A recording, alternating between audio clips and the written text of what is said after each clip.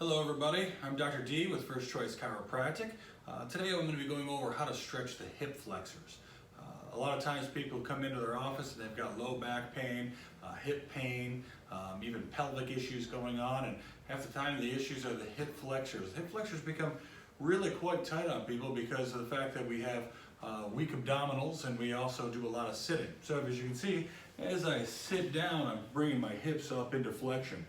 Where are the hip flexors? Our hip flexors are coming off the lower lumbar vertebra, also attaching to the pelvic girdle and coming down in the front of the thigh here. So as we bring the hips up into flexion, it creates those short, tight muscles over a long period of time. So a couple of ways that we want to look at stretching them are, one, I like to do this dynamic stretch where you can grab onto something, grab onto the wall, put your hand on something, plant one foot and just swing your leg back and forth.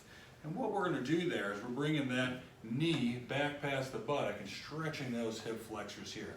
Now, as we're doing this, we're also using some hamstring stretching. We're trying to get some fresh blood going through those muscles again. But after long periods of where we're just sitting for, let's say, our 8-hour workday, and then driving home in the car, and then maybe sitting down for dinner or watching some TV, keeping those hips flexed, getting some fresh blood moving through those muscles are really important to get that all healthy tissue again.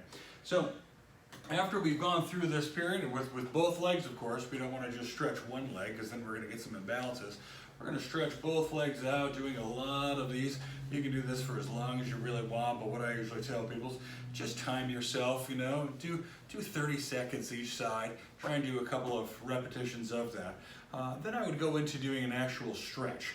So the actual stretch that we show most people at first is to get down on the knee and actually bring the hip back behind the buttock here. When we get down on the knee, what we do is we plant the knee and we just bring the body forward like that. If you have any knee problems, any inflammation in the knee itself, you can always slide a pillow, something like that, down underneath the knee, add that little bit of padding between you and the floor so it doesn't bother you to get on the knee. But the idea there is to bring that knee back behind the buttock and really open up the front of that thigh, really open up that hip, stretching it out right there.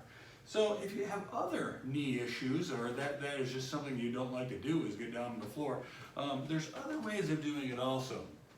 You could go up to, let's say, a chair or a couch of some sort, and or any type of stool. These people also have these chairs at work that we're sitting in. So if you just step up to your desk, you take and you put your foot back onto the chair like that and bring the leg back while bringing the pelvis forward like that.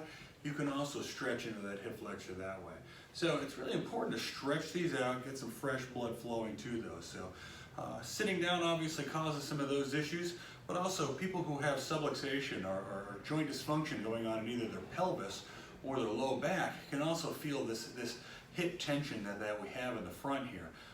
When we have these issues, the psoas, or the deepest muscle in there, is a hip flexor that attaches onto the lower 3 lumbar vertebrae. So tight hip flexors can actually cause low back pain. Also, and oftentimes they're a very big contributor to it. When we have very tight hip flexors pulling the pelvis forward and weak abdominals allowing for that to go forward, it causes a little bit of hyperextension in the low back. It can jam up the joints of the low back, causing us to have back dysfunction and pain also. So if you have any other further questions, you can always make an appointment, come in the office, and we'll check you out, make sure that pelvis is working properly, get that low back loosened up so that this pain and dysfunction go down, and then teach you the proper way to stretch those hip flexors also. So thanks for tuning in, and keep those hip flexors loose.